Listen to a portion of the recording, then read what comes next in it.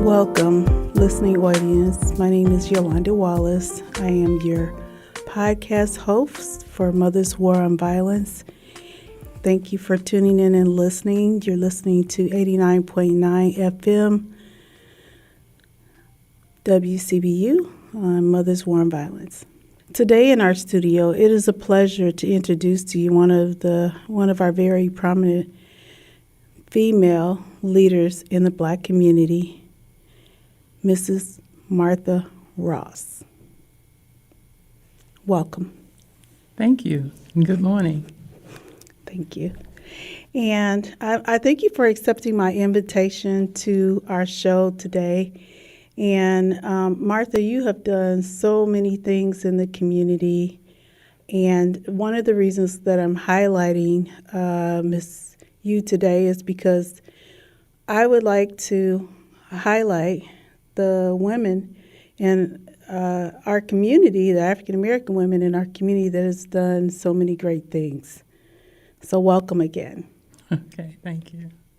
And can you tell me a little bit about yourself and how long you've been in Peoria? Yeah, I've been in Peoria 44 years. I moved here January 1st, 1980. Wow. Before that, I came from Memphis, Tennessee. Before that, I came from Mississippi. After working in the cotton fields for 19 and a half years, I decided that anything was better than that. So wow. My quest was to get my education. I started out in architectural engineering and biomedical engineering. I also have a nurse's aide certificate there. They call it nurse assistant certificate, a legal secretary certificate. I went to school for cosmetology, and I'm a cosmetologist. I'm also a nail tech. But my greatest accomplishment was here at Bradley University. I have an undergrad degree in social services and a master's in counseling. Awesome. And so I wanted to continue to get my education so I wouldn't have to go back to the cotton fields.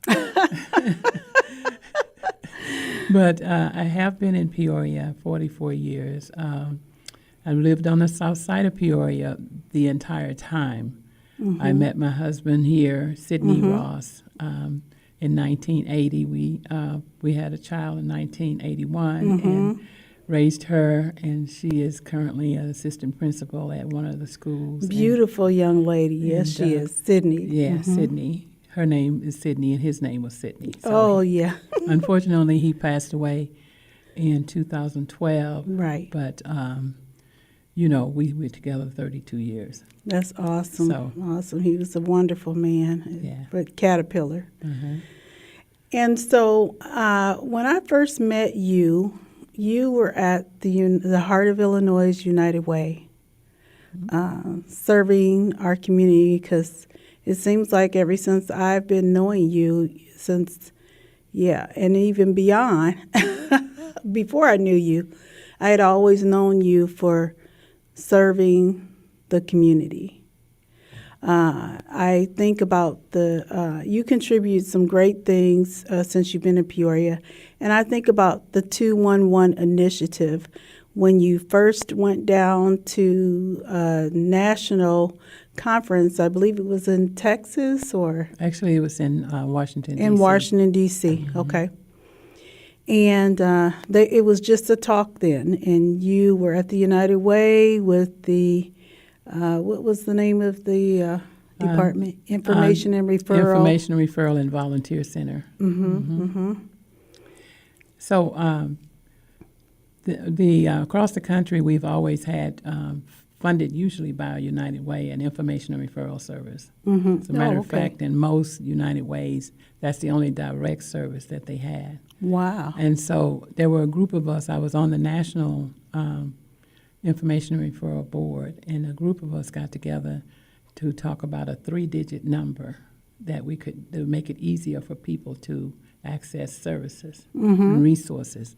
Rather than call information and referral, we could just say dial 211. Right. So we came up with that number.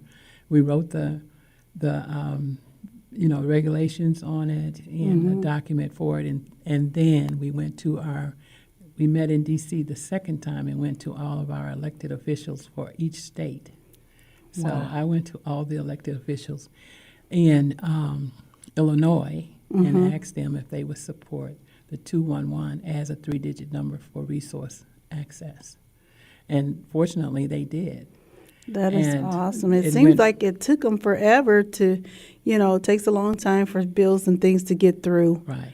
But it's because of your hard work and perseverance that we have 211 today. That's right. And it is now across the country. It was piloted in Connecticut. I believe Okay. it was Connecticut because the governor in the state bought into it and actually gave the money to the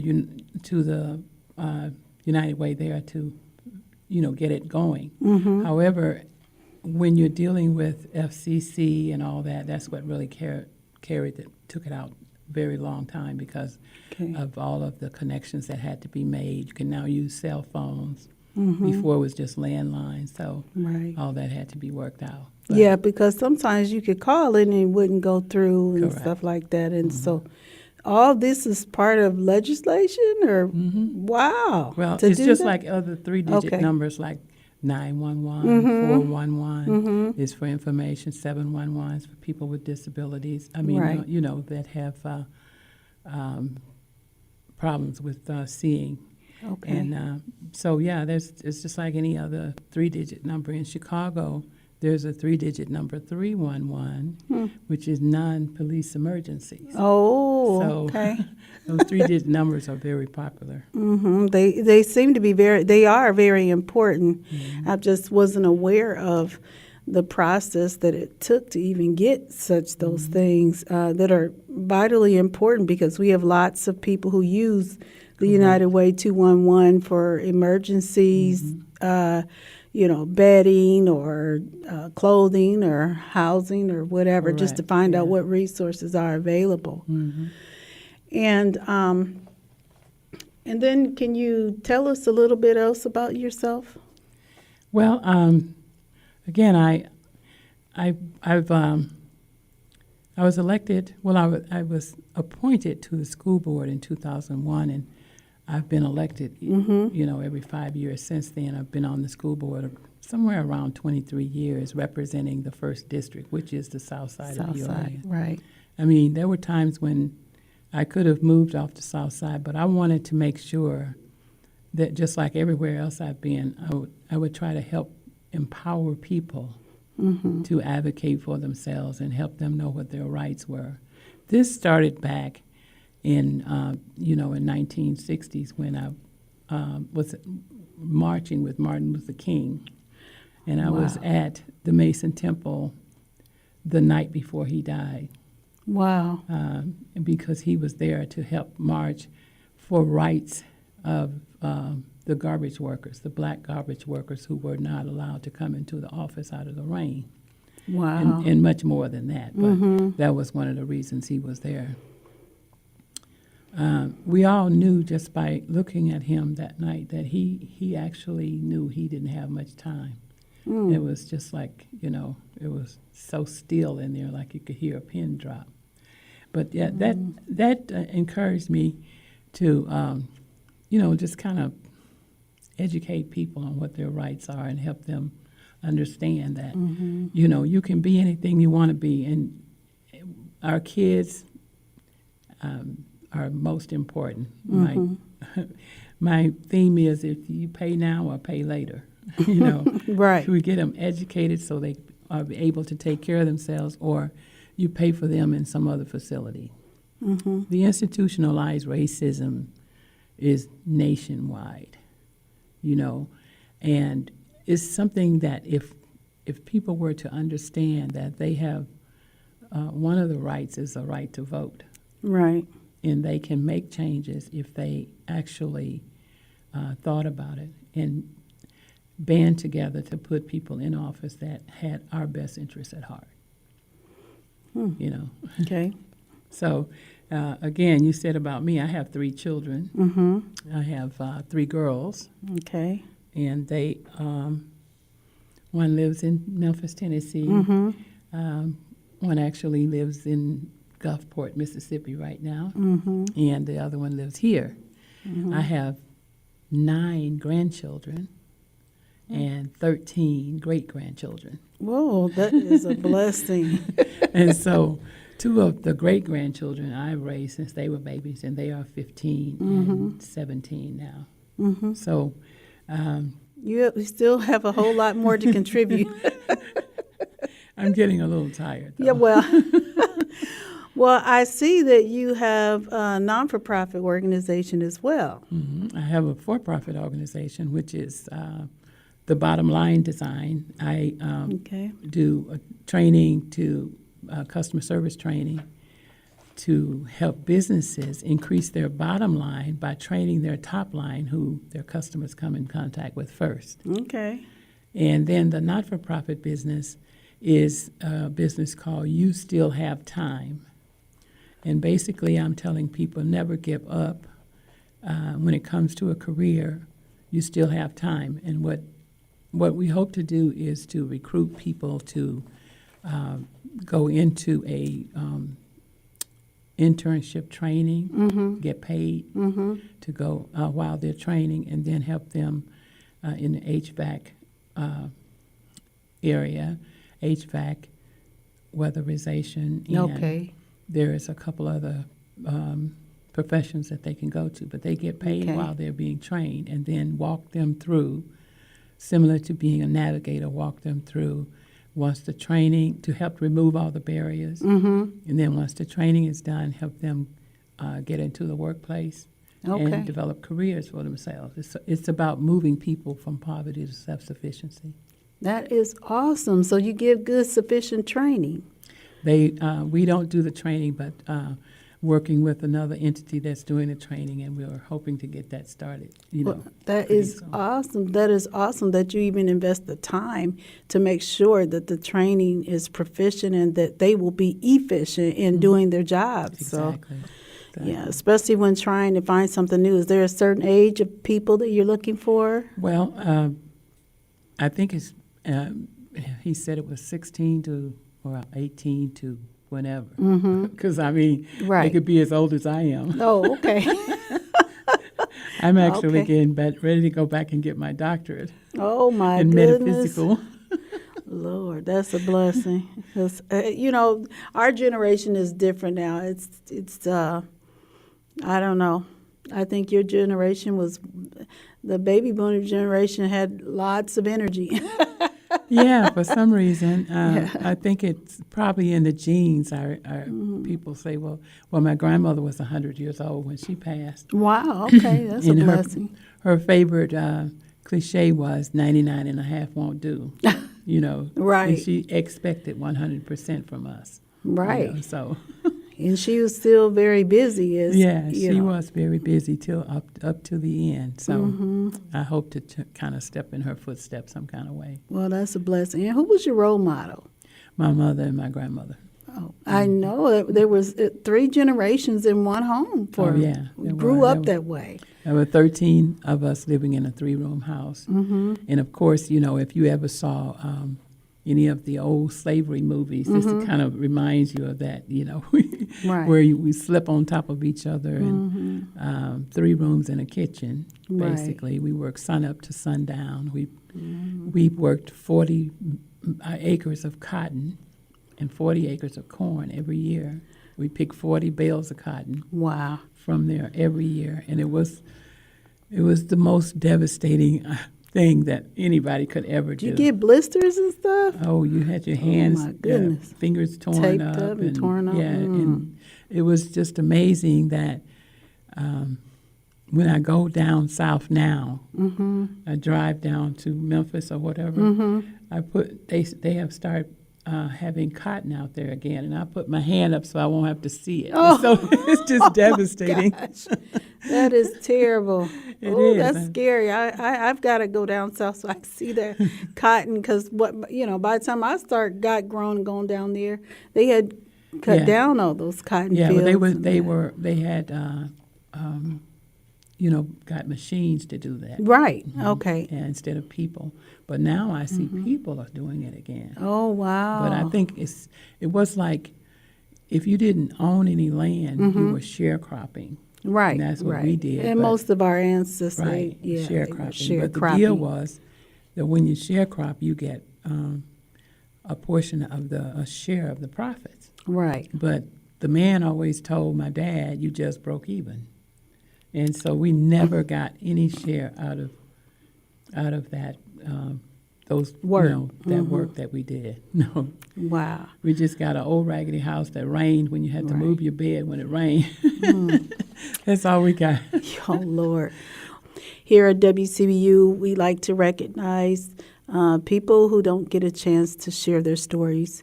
And, of course, I know you are with the school board, so we hear from you and see you a lot, but nobody really knows the compassionate heart that you have, and for so many different people for so many different years. Because I know the South Side that you have been over the neighborhood, Goose Lake neighborhood, and all the changes that have happened on the South End are contributed to what you have done.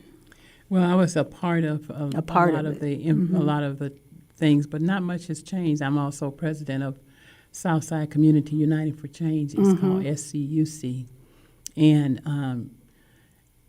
we are battling, trying to keep the air and water quality and environmental.